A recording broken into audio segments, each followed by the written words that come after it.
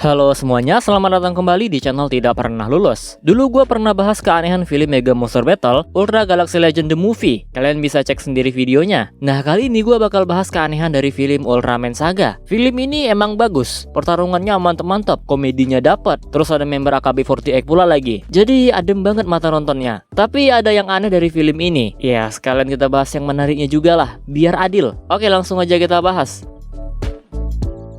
Sepanjang film Ultraman Saga, 3 Ultraman utama yang muncul, yaitu Dyna, Cosmos, dan Zero, mereka ini nggak ada yang ganti form. Ya, Zero pakai Ultimate Aegis, tapi yang lain kenapa nggak pakai? Ultraman Dyna bisa banget loh pakai Miracle Type buat melawan Hyper Zeton. Terus Cosmos harusnya bisa masuk ke Eclipse Mode atau maksimalnya pakai Future Mode. Tapi kenapa pada pakai Basic Form? Kalau Dyna bisa sedikit dimaklumi, karena dia kan cuma bisa sekali ganti form. Jadi mungkin biar hemat energi lah. Nah, Ultraman Cosmos nih, bertahan aja pakai Luna Mode, padahal lawannya Hyper Zeton. Udah ukurannya gede pula lagi. Lu mau coba jenakin Hyper Zeton gitu? Ultraman Cosmos ini yang paling gak masuk akal sih menurut gua. Mungkin penjelasannya dari segi produksi, kenapa mereka nggak ganti form? Iya, tentu aja karena budget. Film Ultraman Saga itu termasuk mahal, apalagi ditambah munculin form lain. Tapi yang bisa menjelaskan selogika mungkin, coba komen di bawah. Gue udah nanya juga hal ini. Katanya biar manusia di sana itu nggak terluka. Tapi kan nggak sepanjang pertarungan ada manusia. Nah, coba nih kalian komentar di bawah. Alasan apa yang membuat Ultraman Cosmos dan Dyna nggak ganti form?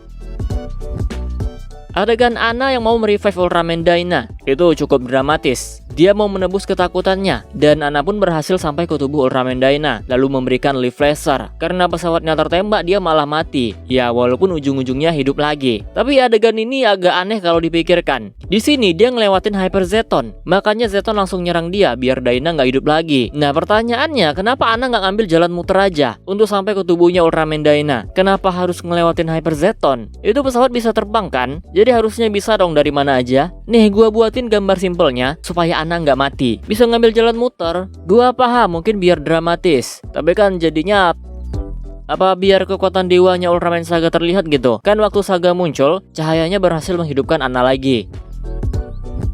Oke, tadi gua bahas yang janggal-janggalnya. Sekarang gua bahas yang menarik tentang Hyper Zeton Imago. Dia adalah villain yang melawan hukum Ultra Series. Kebanyakan bos akhir itu biasanya dari ukuran kecil menjadi besar. Nah, Hyper Zeton kebalikannya. Dia malah dari ukuran besar dulu, baru ke ukuran kecil, dan justru lebih merepotkan dari ukuran yang besar. Coba deh tonton film yang lain. Pasti dari ukuran kecil ke besar, atau dari awal udah gede ukurannya, dan kadang ukuran kecil doang. Di sini menunjukkan kalau musuh yang kuat gak harus berukuran super besar.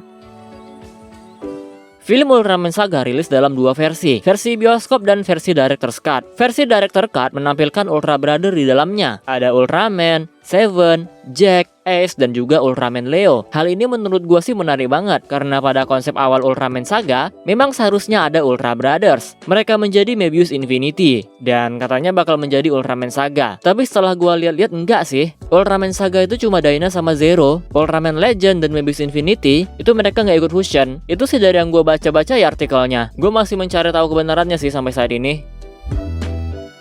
Nah, jadi itu tadi pembahasan film Ultraman Saga. Gua masih nggak habis thinking, kenapa Anna malah ngelewatin Hyper Zeton? Kan jadi mati. Penulisnya mikir ini dramatis, tapi malah aneh kalau dipikir-pikir. Ada yang mau nambahin lagi nggak? Kira-kira apa yang janggal dan apa yang menarik dari film Ultraman Saga? Oke, segini aja yang bisa gua bahas. Kita close videonya seperti biasa. Jika kalian suka video ini, jangan lupa tekan tombol like-nya. Subscribe bagi yang belum, komen dan share juga video ini. Follow Instagram gua, Prayoga_Rizky65. Donasi bagi yang mau, linknya ada di deskripsi. Terima kasih telah menonton, and see you next video.